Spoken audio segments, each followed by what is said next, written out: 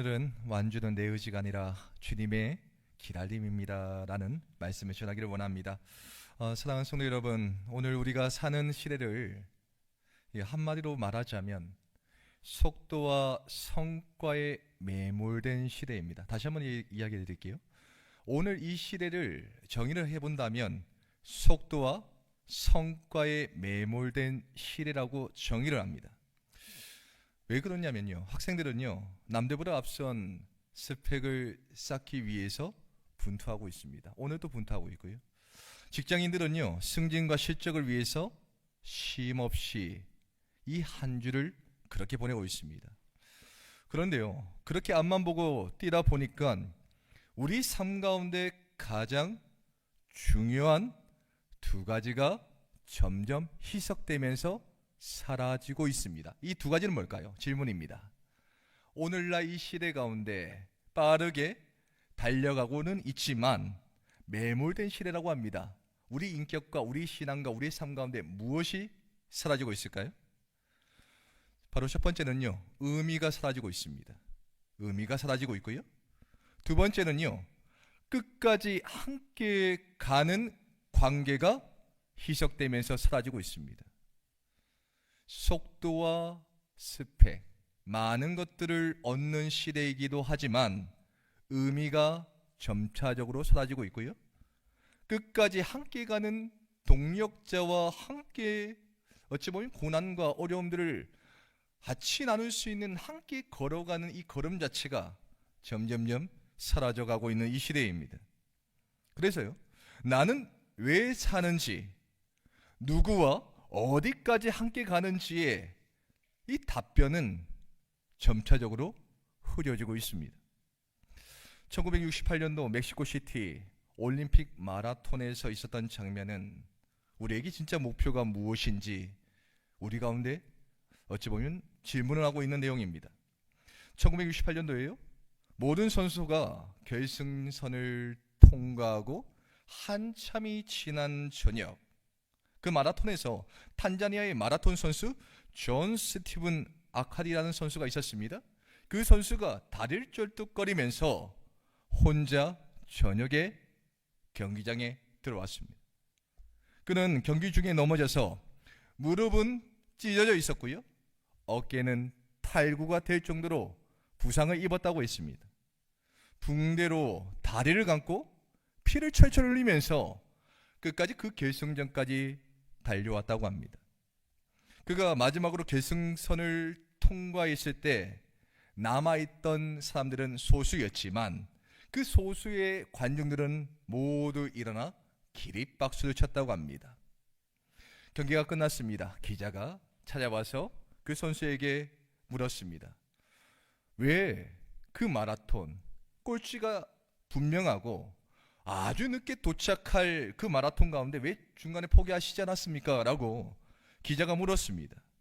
그때 그 선수가 이런 말을 했다고 해요. 우리나라는 나를 5,000마일을 날아오게 해서 마라톤을 시작하라고 보낸 것이 아니라 완주하라고 보냈기 때문에 저는 끝까지 달렸습니다 라고 얘기했습니다. 마라톤을 시작을 하기 위해서 온 것이 아니라 완주를 위해서 왔다라고 그가 표현했다는 것이죠.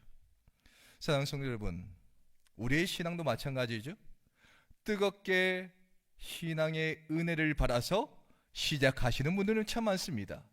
오늘 나에게 주셨던 하나님의 말씀 때문에, 그 응답 때문에 오늘 신앙생활은 뜨겁게 감당을 합니다.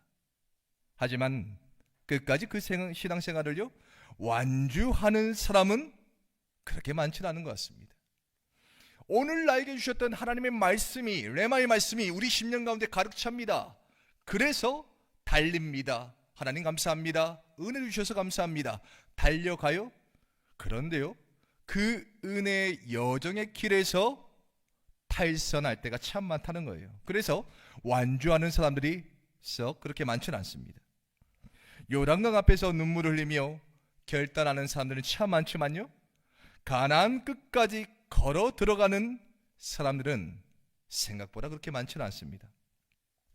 19세기 설교의 황태자였던 찰스 스퍼전 목사님이 계십니다.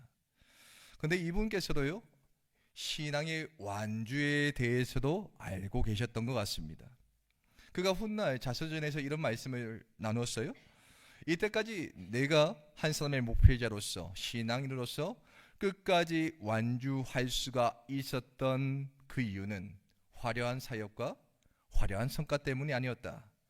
1850년 눈보라 치던 그날, 작은 예배당에서 들었던 아주 투박한 말 한마디 때문에 나는 끝까지 완주하였다. 그런데 그 말이 어떤 말이었는가? 청년, 그때 스펄전 목사님이 청년 때였어요. 청년, 예수님을 바라보게, 그저 바라보기만 하면 된다네 라는 그 말 한마디가 그의 인생 전역에 인생의 마라톤, 신앙의 마라톤을 감당할 수 있었던 기둥이었다고 합니다. 스펄전 목사님은요, 수많은 설교와 사역을 감당했습니다. 그렇지만요, 목회자였기 때문에 실패의 두려움, 우울증과 통증이라는 긴 어둠의 세월을 통과해야만 했습니다. 그런데도요, 그 어둠의 긴 터널 가운데 완주를 할 수가 있었던 까닭은 그때 그 시절 가운데 집사님이 남겨주셨던 말 한마디, 청년 예수를 바라보게, 그저 예수 그리스도만 붙들고 바라보기만 하면 된다네, 그 한마디가 자신의 신앙의 여정을 끌고 갈 수 있었던 원동력이었다고 고백을 했습니다. 제가 알고 있는 침신대학교 문상기 교수님이요, 저하고 한번 면담을 같이 나눈 적이 있습니다. 같이 이야기를 했었는데요, 그 교수님께서요, 저에게 홍차를 한 잔 타주셨습니다. 홍차를 타주시면서 저에게 해주신 말씀이 있어요. 자네, 이 짙은 갈색 홍차가 어떻게 황금색으로 변하는 줄 아냐? 라고 저에게 여쭤보셨습니다. 저는 모르겠습니다 교수님 이라고 물어보니까 바로 레몬 한 방울 때문에 황금빛으로 변하게 되는 것이네 라고 저에게 이야기하셨습니다. 레몬 한 방울이 홍차의 온도를 올려주지 못합니다.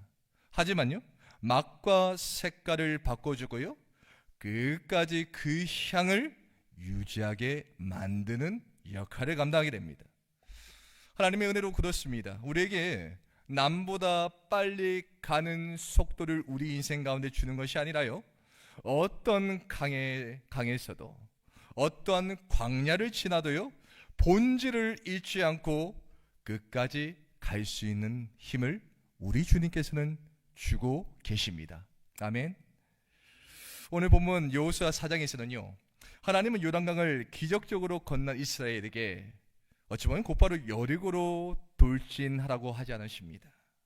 오히려 그 상황 가운데 멈춰서라고 브레이크를 밟고 있는 장면이죠. 그리고 요단강 바닥에서 12개의 돌을 가져다가 기념비를 세우라고 명령하시는 장면입니다. 왜 그럴까요? 왜 그렇게 하셨을까요? 왜 이렇게 속도를, 템포를 낮추면서, 그리고 속도를 늦추고 반복되는 것처럼 보이는 일을 왜 시키실까요? 그것은요, 한 번의 뜨거운 강을 건넌 체험적인 은혜로서는 가나안 땅을 끝까지 완주할 수 없기 때문에 그렇습니다. 누가 이 길을 여셨는지, 우리가 어떻게 여기까지 왔는지 그 은혜의 의미를 되새기고 마음에 새겨야 여리고를 만나도, 아이성을 만나도요, 끝까지 흔들리지 않고 나아갈 수가 있기 때문에 그렇습니다. 오늘 말씀을 통해서요, 정상을 향한 짧은 질주가 아니라 주님과 함께 끝까지 동행하는 완주가 신앙의 진짜 목표임을 다시 붙드는 저와 여러분들 되시기를 소망하겠습니다. 이제 여호수아 4장 말씀으로 함께 들어가 볼까요? 오늘 본문 배경은요, 이스라엘이 하나님의 기적으로 요단강을 마른 땅처럼 건넌 직후의 장면입니다. 여호수아서 3장과 4장을 차분히 읽어보면요, 사건의 전개 속도가 매우 느리고요, 비슷한 내용이 여러 번 반복되는 것을 우리가 좀 보게 됩니다. 인간적인 감각으로는요, 이제 강도 건넜으니 이 그대로 여리고로 돌진해야 하지 않을까라는 질문이 생기게 됩니다. 그런데요, 그 질문 가운데 하나님께서는요, 어떻게 하시는가? 이상하게도 이스라엘의 발걸음을 멈추게 하십니다. 요단물이 넘실거리실 때를 한번 생각해 본다면 홍수기 요단은 200만 명이 도강하기에는 사실상 불가능한 강이었습니다. 여호수아 3장 15절은요, 이 사실을 우리 가운데 분명하게 이야기하고 있죠. 여호수아서 3장 15절에 요단이 곡식을 거두는 시기에는 항상 언덕에 넘치더라라고 분명하게 이야기하고 있습니다. 이 시기는요, 요단강 상류의 헤르몬 산에 있었던 녹은 물, 눈이 녹은 물이 이제는 봄비로 인해서 요단강이 범람하는 시기였다는 것이죠. 그런데 언약궤를 맨 제사장들이 발에 물가를 닿자 물이 멈추고요, 온 백성이 마른 땅을 밟고 건너게 됩니다. 그런 기적을 체험하면요, 아마 이스라엘 백성들의 사기는요, 하늘을 찌르는 것처럼 그렇게 높아질 가능성이 있을 것입니다. 인간적인 전략을 보자면 바로 그 타이밍이 밀어붙일 때라고 분명히 사람들은 수군거리면서 이야기를 했을 것입니다. 물이 들어왔을 때 뭘 져요? 노를 젓습니다. 물이 들어왔을 때 노를 젓는 게 우리 인생에 맞아요. 그것이 많은 성과가 있는 일입니다.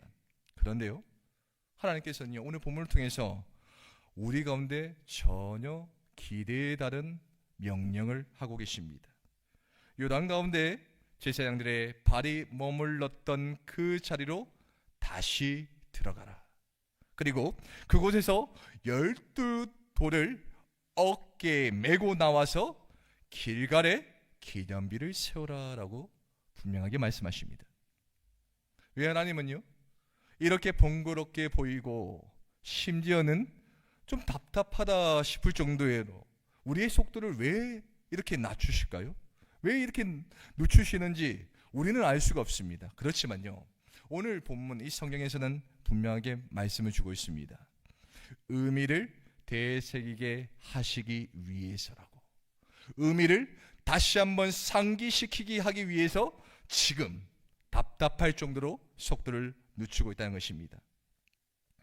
요단을 건넌 사실보다요, 그 일을 통해서 신앙의 중심이 세워지는 것을 더 하나님께서는 원하셨던 것 같습니다.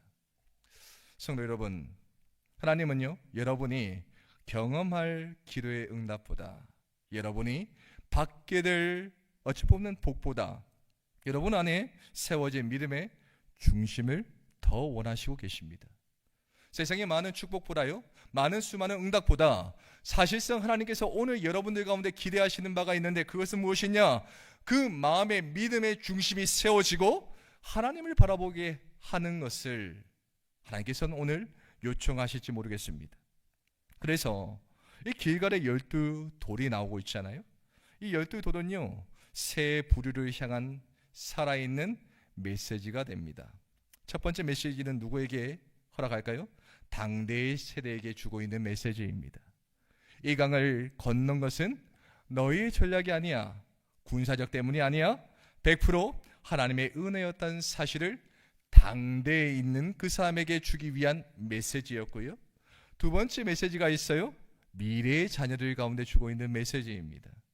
이 돌들이 무슨 뜻이냐라고 물었을 때 여호와께서 우리 앞에 요단물을 끊으셨다라는 그 은혜를 전해주는 신앙의 교훈의 교재가 되고요, 메시지였던 것이죠. 세 번째는요, 땅의 모든 백성에게 주고 있는 교훈적 메시지입니다. 여호와의 손이 강하신 것을 알게 하며 너희가 항상 여호와를 경외하게 하려는 어찌 보면 증거적인 메시지였던 것이죠. 사랑하는 성도 여러분, 신앙의 목표는요, 요단을 한번 강격적으로 건넌 이 정상의 순간에 있지는 않습니다. 그 기적을 베푸신 하나님의 은혜를 기억하며 강야와 전쟁을 지나 약속의 땅 끝까지 주님과 동행하며 완주하는 것에 있다는 사실입니다. 오늘 보면 여호수아 4장은요, 과거의 은혜를 그때 참 좋았지라고 생각하는 추억에만 두지 않고요, 오늘을 지탱하는 능력과 중심으로 바뀌어서 끝까지 완주하게 하시는 하나님의 방식, 하나님께서 운행하시는 그의 방식을 보여주고 있습니다. 이제 길갈에 세워진 12조를 앞에서 함께 보면서 우리 인생의 요단을 마른 땅으로 바꾸신 하나님의 손길을 말씀 속에서 함께 묵상해 보기를 원하겠습니다. 오늘 본문은요, 세 가지 교훈을 주고 있는데 첫 번째 교훈입니다. 악으로 깡으로가 아니라 끝까지 서 계신 하나님께 붙들어 있는 것입니다. 우리가 먼저 10절 같이 한번 읽어보실까요? 10절 말씀입니다. 같이 한번 읽어보시겠습니다. 시작. 또 여호와께서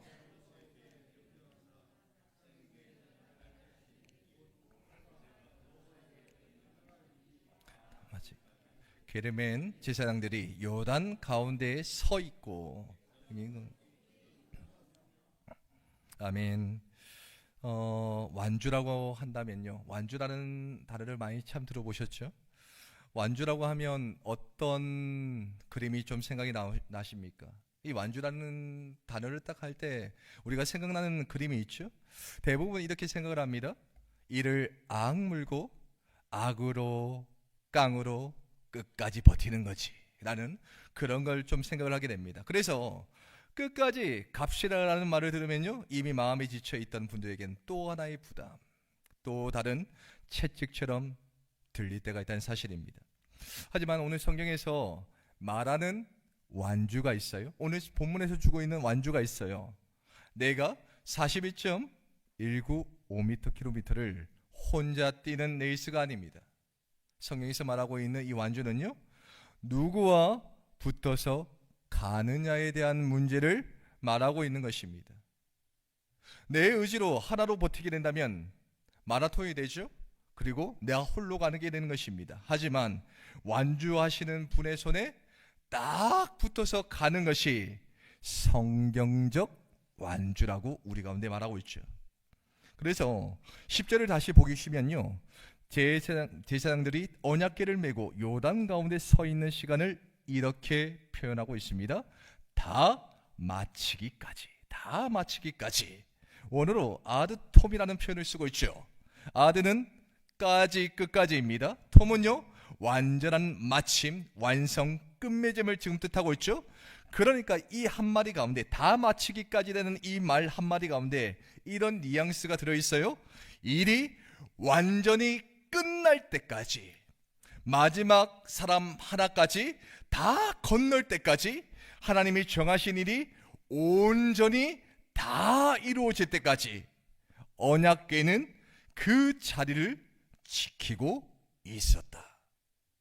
게다가 그 자리가 어디였습니까? 가장 안전한 언덕 위가 아니었어요? 물이 다시 흐르면 제일 먼저 휩쓸릴 강 항복판이었다는 사실입니다. 보통 사람 같으면 어떻게 하고 싶겠습니까? 웬만하면 그냥 건넜으면 됐지, 이제 슬슬 나가자라고 생각했을 것입니다. 그런데 오늘 말씀에서, 본문에서는 이렇게 말합니다. 아직 아니야, 아직 멀었어. 아드톰 다 마치기까지, 아드톰 다 마치기까지. 성경은요, 완주의 비밀을 여기서 시작한다고 우리 가운데 이야기하고 있습니다. 내가 끝까지 버티는 것이 중요한 것이 아닙니다. 하나님이 끝까지 자리를 안 비우시는 것이 중요한 포인트입니다. 요단 한복판에서 마지막 한 사람까지 마른 땅을 밟을 때까지 자리를 지키시는 그 하나님이 우리 인생의, 우리 신앙인의 완주의 주체가 되십니다. 우리가 완주의 주체가 아닙니다. 우리의 힘과 우리의 은혜의 간격으로 우리의 신앙의 끈을 놓지 않고 달려가는 것 같이 보이지만요, 사실은 우리 신앙인들의 완주는 누가 해주시는 거예요? 하나님이 해주시는 것입니다. 끝까지 버티고 끝까지 우리와 함께 하시고요, 끝까지 그 자리 가운데 빈자리를 두지 않으시고 우리와 함께 하시는 그 주님이 계시기 때문에 우리 신앙인의 완주를 감당할 수가 있다는 것입니다. 우리는 자꾸 조금만 더 강해지면, 더 성숙해지면 그때 가서 완주할 수 있겠지라고 생각할 때가 참 많습니다.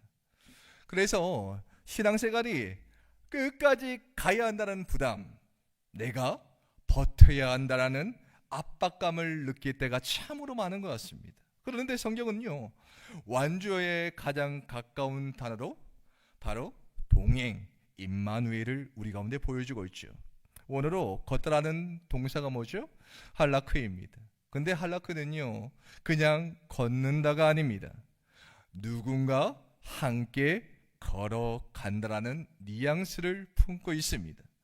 신앙의 완주란요, 내가 혼자 길을 개척해서 뛰어가는 것이 아닙니다. 이미 앞서가 계신 그분의 뒤를 따라가는 것이 바로 신앙의 완주라는 것이죠. 요단의 사건으로 표현하면 이렇습니다. 물길을 막은 것도 우리가 아니에요. 강바닥을 단단히 만들어 놓은 것도 우리가 아닙니다.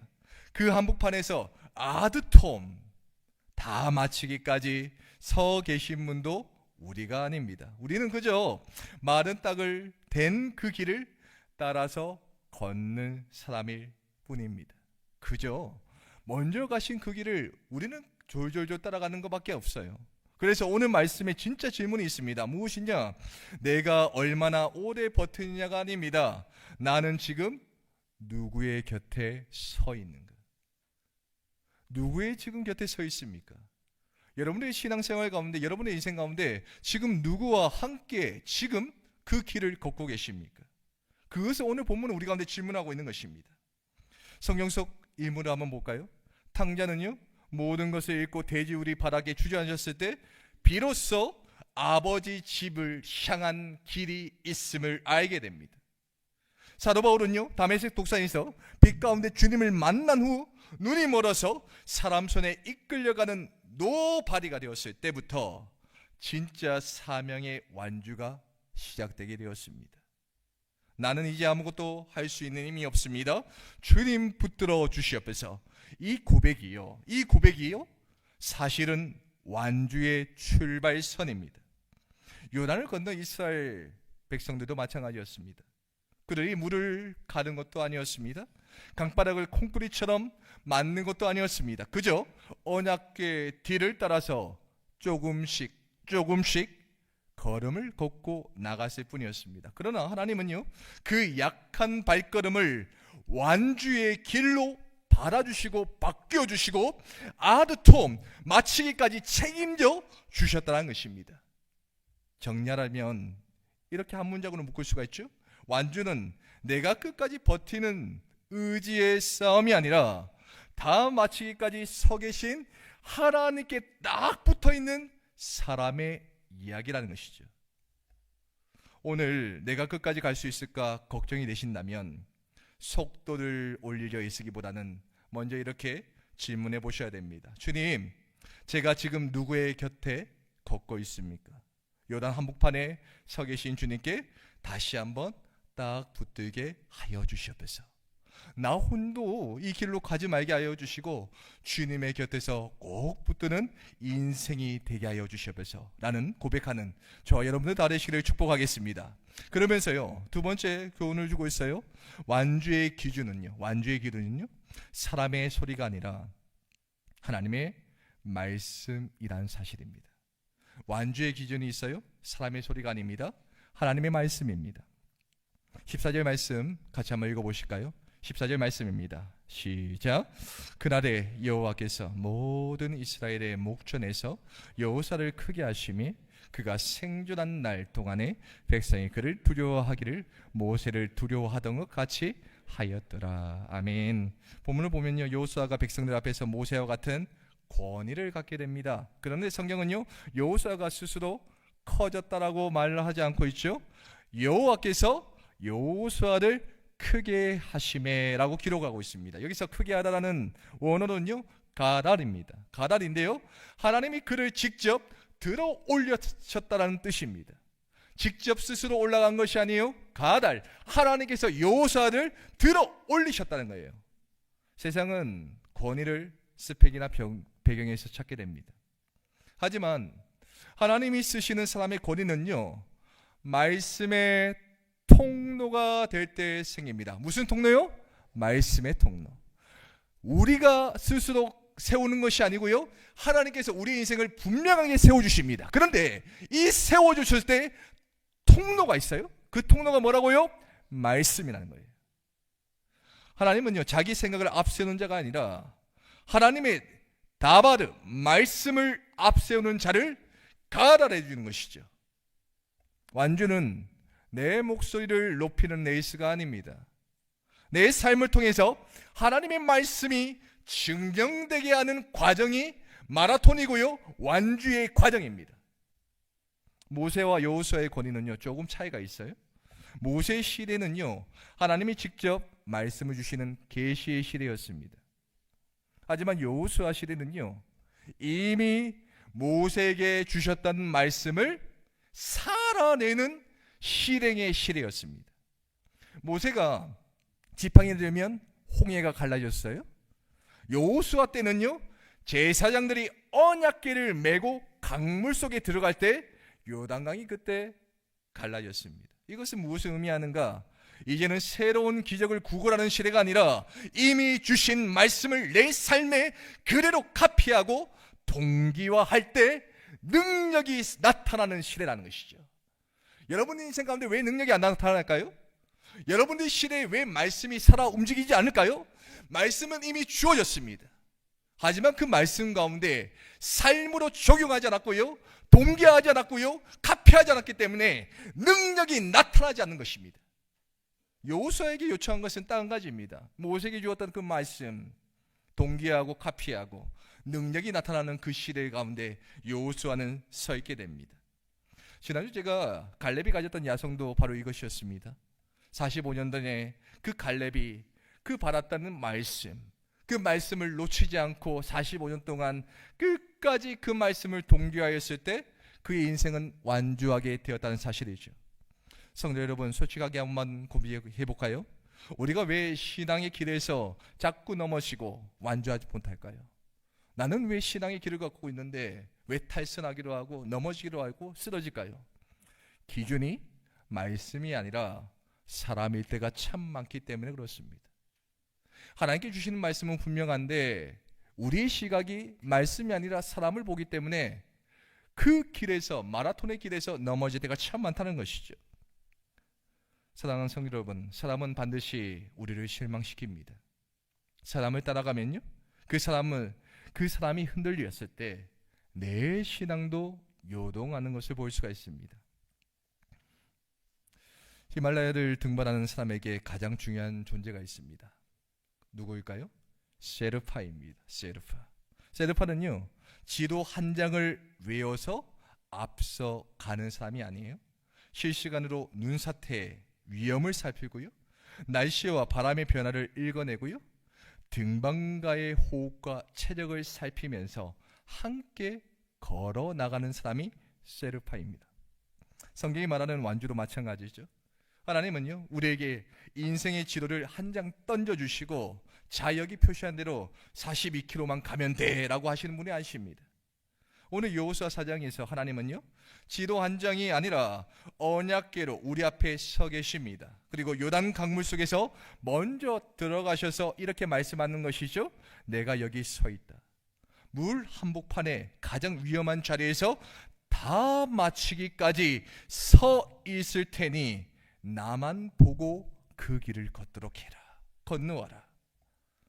완주는요, 내가 길을 다 아는 실력이 아니라 가이드 대신, 세르파 대신 주님의 손을 놓지 않는 실력에서 비롯되는 사실입니다. 히말라야의 그 산 정상에서요, 길을 걷다 보면 만약 그 길에서 세르파를 놓치게 된다면 길을 잃게 되고요, 생명을 잃듯이 신앙의 길에서도 언약궤 대신 주님을 놓치면 방향을 잃고 완주를 잃게 됩니다. 세 번째, 우리 가운데 주고 있는 교훈이 있습니다. 무엇이냐? 완주의 동력은요, 완주의 동력이 있습니다. 과거의 은혜를 오늘의 기념비로 세우는 기억에 있습니다. 여호수아 4장 20절이 있습니다. 여호수아서 4장 20절 같이 한번 읽어볼까요? 시작. 요단에서 가져온, 하나님은요, 요단강을 건너는 기적만 주시는 것이 아니라 그 강바닥에서 돌 12를 어깨에 메고 나오라고 하셨습니다. 기적은 금방 잊혀지만요, 그 기적의 증거인 돌이 남기 때문에 그렇습니다. 우리가 끝까지 완주하지 못하고 중간에 주저앉는 이유는요, 은혜가 없어서가 아닙니다. 은혜를 잊었기 때문에 그렇습니다. 하나님은요, 우리가 힘들 때마다 꺼내 볼 수 있는 은혜의 기적을 갖기를 원하십니다. 뭘 갖기 원하신다고요? 은혜의 기적. 여러분의 인생을 한번 살펴보십시오. 신앙생활을 하잖아요. 은혜의 기억들이 있으십니까? 체험의 은혜의 기억들이 다들 있으십니까? 우리가 힘들고 넉넉고 신앙의 길을 포기할 때마다 하나님께서는요, 그 신앙을 포기하지 않을 은혜의 기억을 우리 인생 가운데 갖길 원하신다는 거예요. 그것이 무엇이냐? 체험 신앙인 것이죠. 우리 인생 가운데 어찌 보면 가장 어두운 요단강 한복판에서 하나님이 나를 건져내셨지라는 그 한 가지의 확실한 기억이 있는 사람은요, 그 체험적인 은혜에 있는 사람은요, 내일의 여리고성 앞에서도 결코 무너지지 않습니다. 우리 인생 가운데 이런 은혜가 있는 사람은요, 수많은 광야가 오더라도 그 인생 가운데 멈추지 않고 나아갈 수가 있습니다. 그래서요, 오늘 본문 21절과 22절을 보면요, 이 돌들을 세운 아주 중요한 목적이 나오고 있습니다. 후일에 너희의 자손들이 묶어든 이스라엘이 마른 땅을 밟고 이 요단을 건넜음이라 하라. 후일에 너희 자손들이 묶어든, 왜 이 돌들이 있습니까? 이스라엘이 마른 땅을 밟고 이 요단을 건넜음이라 하라. 기억을 하라, 말해줘라. 신앙의 완주는요, 나 혼자 천국 가는 것으로 끝나지 않습니다. 나 홀로 완주했다고 끝나지 않습니다. 나의 완주를 보고 나의 자녀들이, 그리고 내 주변에 있는 사람들이, 아, 저 사람은 하나님은 살아계시는구나 라고 고백하는 것이 진짜 완주입니다. 나 홀로 신앙의 완주를 하는 것은 반차작밖에 안 돼요. 진짜 신앙의 완주는요, 내가 신앙의 완주를 하고요, 더불어서 내 주위에 있는 사람들이, 아, 이 사람이 하나님의 사람이구나, 하나님의 사람이구나, 열매를 맺는 것이 진짜 완주라는 사실입니다. 여러분의 고난의 인생의 시간은요, 헛된 시간이 아닙니다. 여러분들이 주님의 손잡고 요단을 건너 길갈에 세운 인내의 돌, 어찌 보면 그 환경 가운데 씨름했던 돌은요, 훗날 여러분들의 자녀들이 인생의 요단을 만났을 때 건너갈 수 있게 하는 이정표가 되게 된다는 것입니다. 이스라엘 백성들에게 말합니다. 강바닥에 있는 돌을 메고 나와라. 그런데요, 그 강바닥에 있는 그 돌이 가벼웠을까요?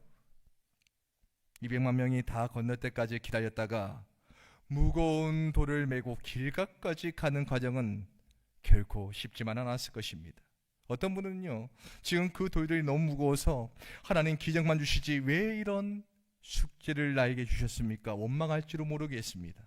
하지만 여러분들, 그 무거운 돌이, 길갈에 있는 그 무거운 돌이요, 여러분들의 인생과 여러분들의 신앙을 살릴 줄 믿습니다. 그 돌이 있어야지 내가 어떻게 되는가, 노바리였음을, 아무것도 없는 사람이었음을 기억하고요, 교만하지 않고 살 수가 있기 때문에 그렇습니다. 그리고 그 돌이 있어야 내가 하나님의 은혜 없이는 정말로 한순간도 살 수 없는 존재임을 고백할 수가 있기 때문에 그렇죠. 지금 짊어지고 있는 기도의 제목들, 인내의 시간들을 짐이라 생각하지 마십시오. 훗날 승리의 찬송을 불렀을 때 사용할 기념비 제주라고 믿으시기를 바라겠습니다. 사랑하는 성도 여러분, 완주는 정상을 향해 미친 듯이 달리는 레이스가 아닙니다. 완주는 하나님이 나를 위해 행하신 일들을 잊지 않고 그분과 끝까지 보조를 맞춰 걷는 것이 바로 완주입니다. 오늘 여러분들의 마음속에 길갈에 12돌을 세우시기를 축복하겠습니다. 여러분들, 혹시 바다의 포식자라 불리는 거대한 흙등고래가 바다 위로 힘차게 솟고 있는 모습들을 아마 방송에서 보신 적이 있을 것입니다.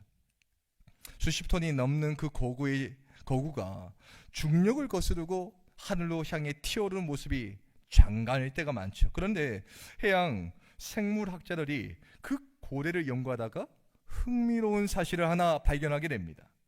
고래의 몸을 자세히 보면 유독 높이 튀어오르고 먼 거리를 헤엄쳐 완주하는 고래일수록 흉터가 많다는 거예요. 흉터가 많습니다. 거친 파도에 부딪히고요, 바위에 긁히고요, 봉고래의 공격을 받아서 남겨진 그 흉터들은요, 언뜻 보기에는 아픔의 흔적, 상처, 피하고 싶은 어떻게 그런 모습일 줄은 모르겠습니다. 하지만 고래에게 그 흉터는요, 단순한 상처가 아니에요. 그 흉터가 생긴 그 자리에, 그 피부에 다른 피부보다 더 단단해지는 피부가 생기게 됩니다. 더 올라오게 되죠. 고래는요, 그 단단해진 흉터의 힘으로 거친 심해의 압력을 견디고요, 남들이 가지 못하는 수만 킬로의 여정을 그까지 완주하게 됩니다. 사랑하는 성도 여러분, 오늘 우리가 요단 강바닥에서 꺼내 길갈에 쌓은 12돌은요, 어찌 보면 우리의 인생의 흉터와 같습니다. 사업이 무너졌을 때 주님이 나를 어떻게 먹이셨나? 자녀 때문에 밤낮 서셨을 때 주님이 어떤 평안을 주셨는가? 질병의 고통 속에서 주님이 어떻게 나의 손목을 잡아주셨는가? 남들 보기에는 아픈 상처 같고요, 치부 같고요, 가리고 싶은 흉터일지 모르겠지만 하나님은요, 그 흉터 위에, 그 상처 위에 기념비를 세우러 가십니다. 뭘 세우라고요? 기념비. 기념비를 세우러 가십니다. 왜일까요? 그 흉터가, 그 상처가 우리를 단단하게 만들기 때문입니다. 그 기억의 흉터가 있어야만 앞으로의 만날 더 큰 파도와 더 큰 여리고 성 앞에서도 나는 주님과 함께라면 완주할 수가 있다라고 외치며 뛰쳐오를 수가 있기 때문에 그렇죠. 성도 여러분, 지금 여러분을 인생 가운데 괴롭히는 요단강의 상처를 부끄러워하지 마십시오. 그것은 여러분들을 무너뜨릴 상처가 되는 것이 아니라 여러분들 그 인생 가운데, 남은 여생 가운데 가나안 끝까지 완주하게 만들 영광의 흉터이자 길갈의 기념비입니다. 그 흉터를 통해서요, 흐르는 하나님의 은혜를 기억하시고요, 그 기억의 힘으로 오늘 하루도 주님과 함께 멋진 도약을 시작하는 저희 여러분들 되시기를 축복하겠습니다. 오늘 이 시간 가운데 주신 말씀을 붙들고 세 가지만 짧고 간절하게 기도하겠습니다. 주님, 내 힘을 빼고 주님께만 딱 붙어있게 하여 주시옵소서. 사람의 소리가 아닌 오직 말씀만 따라 걷게 하여 주시옵소서. 내 삶의 흉터를 은혜의 기념비로 바꾸어 주셔서 인생의 신앙의 완주를 감당할 수 있도록 도와주십시오라고 이 시간 가운데 이 기도 제목 세 가지를 붙들고 기도하시면 하겠습니다. 주여 한번 외치시고 기도할까요?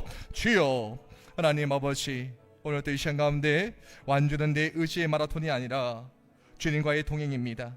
내 실력을 의지하던 교만을 내려놓고 나를 업고 강을 건너시는 주님의 어깨에 내 손을 온전히 맡기게 하여 주시옵소서. 흔들리는 사람의 펜이 되지 않게 하여 주시고 영원한 하나님의 말씀 그 언약궤만 따라가게 하여 주시옵소서. 세상의 유행이나 평가에 휘둘리지 않고 내 인생의 중심에 말씀의 기준을 세워 끝까지 신앙의 완주를 감당할 수 있도록 인도하여 주시옵소서. 지나는 고난의 시간을 원망하지 않고 그 속에서 일하신 하나님의 손길을 기억하게 해주시옵소서. 내 삶의 아픈 흉터들이 길거리 12돌이 되어 나와 내 자손들에게 살아있는 신앙의 증거가 되게 하여 주시옵소서. 인생의 모진 바람 앞에서 홀로 서 있는 것 같아 외롭고 두려운 우리를 단 한순간도 혼자 두시지 않는 사랑의 하나님 아버지, 오늘 우리는 요단 강바닥 마른 땅 위에서 나보다 먼저 그 차가운 강물 속으로 걸어 들어가 집어삼킬 듯한 물벽을 온몸으로 막아내고 그 사랑으로 버티신 주님의 그 사랑을 보게 되었습니다. 주님, 우리 인생은 참 어리석습니다. 내 의지가 강해야 완주하는 줄 알았고 내 스펙이 화려해야 가나안을 얻는 줄 알았습니다. 그래서 조금만 힘들면 내 믿음이 없음을 탓하며 주저앉았고 조금만 앞서가면 내 실력이 그냥 교만하여 주님의 손을 놓아버렸습니다. 하나님, 이 시간 간절히 구하오니 우리의 마른 가슴에 은혜라는 레몬 한 방울을 떨어뜨려 주시옵소서. 몸이 건조하게 말라버린 우리의 신앙의 야성을 깨워 주시옵소서. 내가 뛰는 마라톤인 줄 알고 숨이 더 끝까지 차올라 포기하고 싶었던 우리 성도들에게 내가 걷는 것이 아니야, 내가 너를 업고 가는 것이다 말씀하시는 주님의 세밀한 음성을 이 시간 가운데 우리 가운데 들려 주시옵소서. 우리가 건너온 인생의 굽이굽이마다 새겨진 아픈 흉터를 바라보며 울지 않게 하여 주시고, 그 흉터가 바로 주님이 나를 붙드는 영광의 흔적이요 길갈의 기념비임을 깨달아 은혜 가운데 살게 하여 주시옵소서. 사랑하는 주님, 여기 모인 당신의 귀한 아들, 귀한 자녀들 가운데 이제 세상으로 나아갈 때 여전히 우리 앞에는 넘치거리는 요단강이 있고 경관요리 구성이 있겠지만 우리가 다 건너기까지 아드톰, 우리 인생의 마지막 경주를 다 마칠 때까지 결코 자리를 떠나지 아니하시는 주님만을 바라보며 걷게 하여 주시옵소서. 사람의 소리에 흔들리지 않게 해주시고 오직 나를 완주시킬 하나님의 말씀에만 딱 붙들어 오늘 하루로 황금빛 은혜의 길을 걷게 하여 주시옵소서. 우리의 시작이요 마침이 되시며 우리가 다 마치기까지 끝내 그 자리를 지키시는 예수 그리스도의 이름으로 간절히 기도하옵나이다. 아멘. 찬송가 435장 이후에 축도로 예배를 마치겠습니다. 435장입니다. 1절과 3절만 부르겠습니다.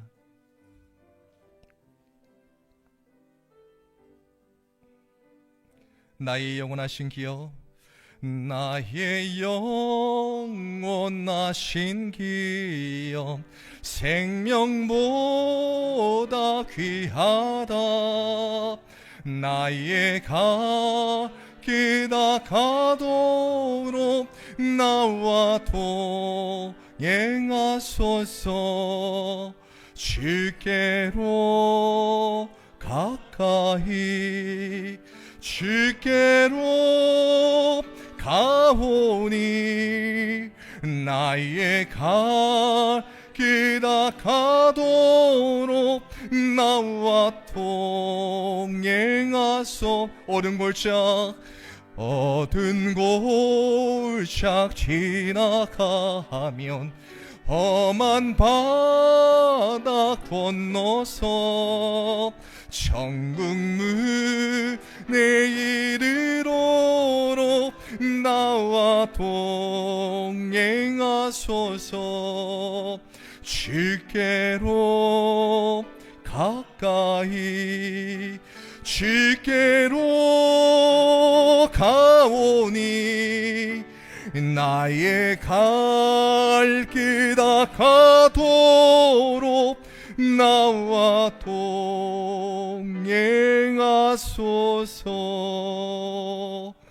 아멘.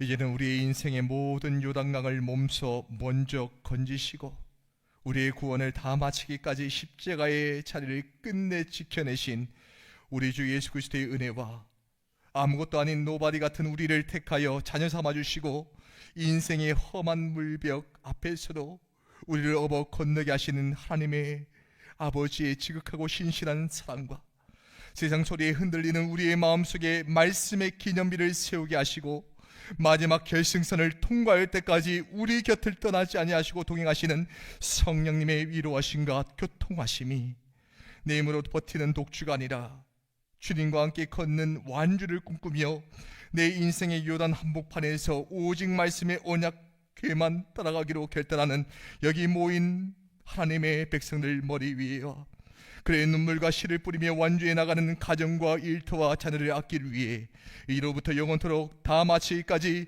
늘 함께 계실지어다. 아멘.